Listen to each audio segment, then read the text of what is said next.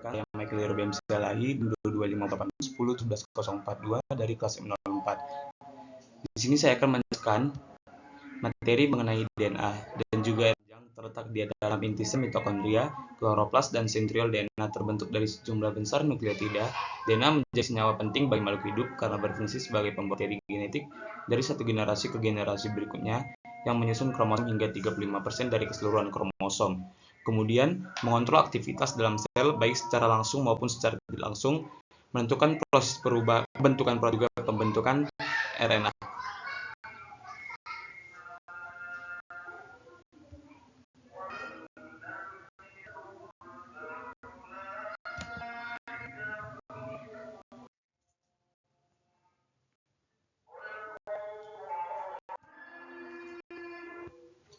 Kemudian, ada struktur dan penyusun double helix model DNA yang membentuk kita saling mengelilingi dan penghubung dengan satu ikatan hidrogen tersebut juga dengan rantai ganda atau double helix.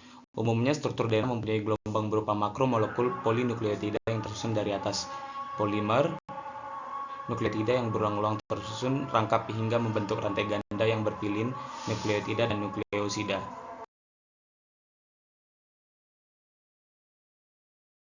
Sebelumnya bahwa DNA ini tersusun dari jumlah besar nukleotida, di mana nukleotida ini memiliki 3 komponen, yaitu basa nitrogen pentosa berupa deoksiribosa dan gugus fosfat, yang terdapat pula molekul nukleotida yang gugus sifatnya mengalami hidrolisis sehingga komponen penyusunnya hanya berupa gula pentosa yang dinamakan dengan nukleosida.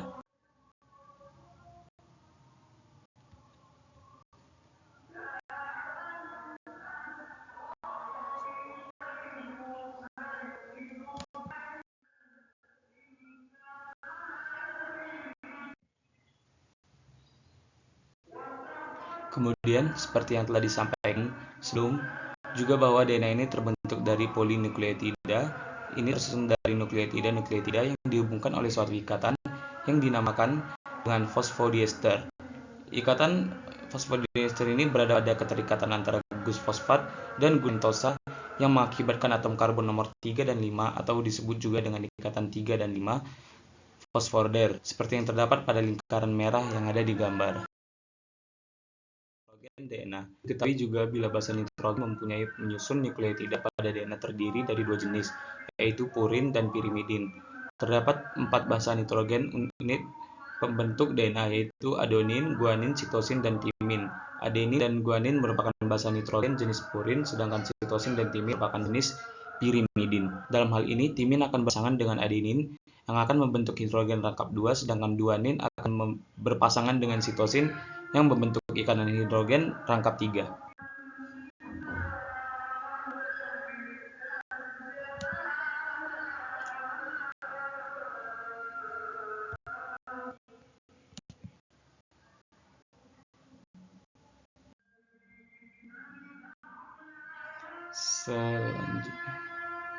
Selanjutnya ada macam-macam DNA.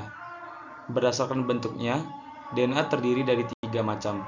Pertama itu ada aDNA, berasal dari bentuk bDNA yang mengalami perubahan karena dehidrasi sehingga mengubah cincin deoksiribosa dari bentuk endokonfirmasi C2 ke bentuk C3, di mana DNA ini memiliki heliks dengan 11 pasang basa, memiliki inti yang berlubang karena pasang basanya jauh dari sumbu pusat. Anak ini bentuknya berputar ke kanan dan bersifat lebih aktif dibandingkan dengan bDNA yang keduanya, itu bDNA pada pH netral dan konsentrasi secara alamiah. Membentuk bDNA dikenal melimpah di dalam tubuh makhluk hidup. Bedanya memiliki cincin gula dan lupan, lalu pada satu putarannya memiliki 10 batang basa vDNA. Ini digunakan dalam transkripsi dan translasi RNA. Yang ketiga yaitu zDNA. Bentuk dari zDNA juga dapat berubah karena kondisi garam yang tinggi atau kelembaban yang rendah dapat membentuk DNA dengan bentuk double helix kidal sehingga bentuknya berputar ke kiri. DNA berperan dalam transkripsi RNA atau RNA. RNA merupakan makromolekul polinukleotida yang pendek-pendek karena melalui transkripsi fragmen-fragmen DNA serta menyusun kromosom 5%. Dari keseluruhan kromosom RNA ini berlantai tunggal atau ganda yang tidak berpilin. Terdiri dari 3 komponen, yaitu gugus fosfat, gloribosa, dan basa nitrogen. Basa nitrogen RNA terdiri atas basa purin yaitu adenin dan guanin, serta basa pirimidin yaitu berasal dari sitosin. Lalu RNA banyak ditemukan plasma atau ribosom. Berbeda halnya dengan DNA, di dalam sel ini keberadaan RNA ini tidak tepat karena mudah terurai dan harus berbentuk kembali. DNA maupun RNA. Nukleotida memiliki 3 komponen, yaitu basa nitrogen bola pentosa yang dimiliki oleh RNA, maupun DNA ini identik berikatan dengan gula pentosa pada atom karbon nomor 3 dan 5. Namun terdapat perbedaan pada basa nitrogen yang memiliki RNA. RNA memiliki gula pentosa berupa ribosa, kemudian basa nitrogen RNA ini berkaitan dengan atom karbon nomor 1 pada pentosa terdiri golongan purin yaitu adenin dan guanin. Kemudian terdapat pada perbedaan basa nitrogen golongan pirimidin yang terdiri dari urasil dan sitosin. Selanjutnya macam-macam RNA. RNA dibedakan menjadi 2 kelompok utama, yaitu RNA genetik dan RNA non-genetik, di mana RNA genetik ini hanya ditemukan pada makhluk hidup yang tidak memiliki DNA. Contohnya seperti virus. Dalam hal ini, RNA akan berperan sebagai DNA yang membawa materi genetik dan mengatur aktivitas sel, sedangkan RNA non-genetik tidak berperan sebagai pembawa keterangan genetik sehingga dimiliki oleh makhluk hidup yang memiliki RNA. Secara lengkap, fungsinya RNA dan genetik memiliki 3 macam. Pertama yaitu RNA messenger atau mRNA, atau biasa disebut dengan RNA duta atau kodon mRNA, merupakan jenis RNA terpanjang dengan bentuk pita tunggal yang berfungsi sebagai pola cetakan, membentuk protein, serta membawa kode-kode genetik dari DNA ke ribosom. Karena mRNA ini mengandung urutan kode untuk protein, kemudian yaitu RNA ribosom atau RNA merupakan RNA dengan jumlah terbanyak sehingga mencapai 80% total RNA yang strukturnya berupa pita tunggal yang tidak bercabang dan bersikap fleksibel. RNA ini diduga memiliki fungsi menyusuri ribosom 65% hingga 70% dari massa ribosom, dan sebagai mesin perakit yang membentuk proses sintesis protein. Hal yang ketiga itu RNA transfer atau tRNA. tRNA merupakan RNA terpendek yang diperkirakan memiliki struktur tersier umum dan berperan sebagai penerjemah kodon yang dibawa oleh mRNA, serta membawa asam amino ke ribosom untuk disusun menjadi protein. Bagian tRNA yang dapat berhubungan dengan kodenya dibawa oleh mRNA disebut juga dengan antikodon. Selanjutnya itu perbedaan DNA dan RNA. Yang pertama itu ada pada bentuk strukturnya. DNA merupakan untai ganda atau elips ganda yang panjang, sementara RNA itu untai tunggal dan pendek. Yang kedua letaknya DNA pada kromosom inti sel mitokondria, plastida, kloroplas, dan sentriol, antara RNA tipe plasma, sel ribosom, dan inti sel. Ketiga jenis gulanya itu DNA deoksiribosa dan RNA ribosa. Yang keempat, basa nitrogen DNA itu pirimidin yang terdiri atas dingin dan sitosin, sementara RNA pirimidin terdiri atas uracil dan situs. Ini yang kelima yaitu fungsinya. DNA sebagai materi genetik atau bahan baku untuk sintesis protein, sementara RNA alat dalam sintesis protein saja. Lalu yang keenam, kadar jumlahnya. DNA jumlahnya tetap atau tidak dipengaruhi oleh aktivitas sintesis protein, sementara RNA tidak tetap atau dipengaruhi oleh aktivitas sintesis protein. Selanjutnya ada dogma sentral. Dogma sentral berkaitan dengan proses pemindahan atau perubahan gen dari DNA menjadi RNA, serta protein. Nah, dalam hal ini, sentral menjelaskan mengenai proses pembacaan mengenai materi genetik menjadi protein yang berperan pada setiap tahap metabolisme di dalam tubuh organisme serta tidak dapat dikembalikan menjadi bentuk asalnya atau DNA. Nah, untuk sentral ini memiliki 3 tahap, yaitu replikasi, transkripsi, dan juga translasi. Yang pertama itu replikasi, yaitu replikasi secara umum diartikan sebagai proses penciptaan atau perbanyakan rangkaian molekul bahan genetik. Kemudian replikasi ini diikuti oleh pembentukan sel-sel anakan yang membawa duplikat bahan genetik. Hasil replikasi komposisi bahan genetik sel anakan sangat identik dengan komposisi genetik sel induk. Dengan demikian, kesalahan dalam replikasi bahan genetik dapat mengakibatkan perubahan pada sifat sel-sel anakan. Terdapat 3 teori model bagaimana replikasi DNA ini dapat terjadi. Yang pertama itu model konservatif.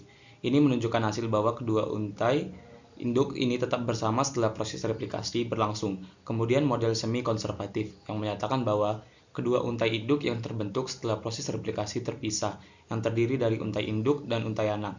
Kemudian model dispersif yang menyatakan bahwa untai induk dan untai anak tercampur dalam masing-masing untaian setelah proses replikasi. Nah, dari ketiga model ini, sifat komplementer pada double helix memberi kesan bahwa replikasi DNA terjadi secara semi-konservatif karena dapat dibuktikan kebenarannya melalui percobaan yang dikenal dengan nama sentrifugasi seimbang dalam tingkat kerapatannya. Kemudian yang kedua itu proses transkripsi. Transkripsi menjadi tahapan penting dalam sintesis protein atau ekspresi gen. Proses transkripsi terjadi pada nukleus atau epitel di mana DNA diterjemahkan menjadi kode-kode dalam bentuk basa nitrogen. Proses transkripsi ini terdiri dari 3 tahap, yaitu yang pertama, inisiasi. Inisiasi atau permulaan pada proses transkripsi diawali oleh promoter, yaitu daerah DNA tempat RNA polimerase melekat. Fungsi promotor selain menentukan di mana transkripsi dimulai juga menentukan yang mana dari kedua untaian yang digunakan sebagai cetakan atau template. Yang kedua yaitu elongasi atau perpanjangan. Ketika RNA bergerak di sepanjang DNA, maka daerah tersebut terbuka secara berurutan kira-kira 10-20 basa DNA. Enzim RNA yang paling berhasil menambahkan nukleotida dari molekul RNA yang dibentuk sepanjang rantai ganda DNA. Setelah sintesis RNA berlangsung, rantai ganda DNA akan terbentuk kembali dan RNA baru akan terlepas dari cangkangnya. Yang ketiga yaitu terminasi atau pengakhiran transkripsi, berlangsung hingga RNA polimerase mentranskripsikan urutan DNA yang dinamakan dengan terminator, yang merupakan urutan DNA yang dengan fungsi akhir mengakhiri proses transkripsi. Lalu yang terakhir yaitu proses translasi. Translasi merupakan proses penerjemahan urutan nukleotida yang ada pada molekul RNA menjadi rangkaian asam amino yang menyusun suatu polipeptida atau protein. Kode genetik tersebut berupa kode di sepanjang molekul-molekul RNA duta dan RNA transfer sebagai penerjemahnya. RNA transfer ini membawa kode genetik berupa asam amino tersebut dari sitoplasma ribosom. Pembacaan kodon oleh ribosom diawali dengan kode start yang berupa AUG dan diakhiri dengan kode top yang terdiri dari UAA, UAG, dan UGA. Pada proses translasi terdapat enzim yang disebut dengan aminoasil tRNA, sintesis yang menampilkan asam amino ke molekul tRNA. Kemudian terdapat ribosom SUB, unit kecil yang menempel pada mRNA dekat dengan tempat kodon, sedangkan ribosom subunit besar tergabung membentuk kompleks inisiasi. Kemudian ribosom akan bergerak ke kodon berikutnya atau translokasi diikuti dengan tRNA atau antikodon yang melekat pada kodon tersebut dan menambah asam amino dengan asam amino sebelumnya. Nah, kemudian ikatan asam amino yang terbentuk ini membentuk ikatan tidak atau protein oleh enzim peptid transparan sel.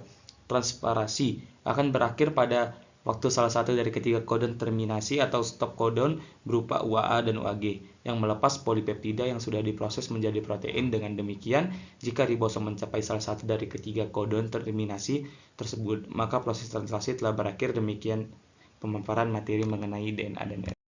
Demikian pemaparan materi saya mengenai DNA dan RNA. Apabila terdapat kesalahan, saya mohon maaf. Assalamualaikum warahmatullahi wabarakatuh.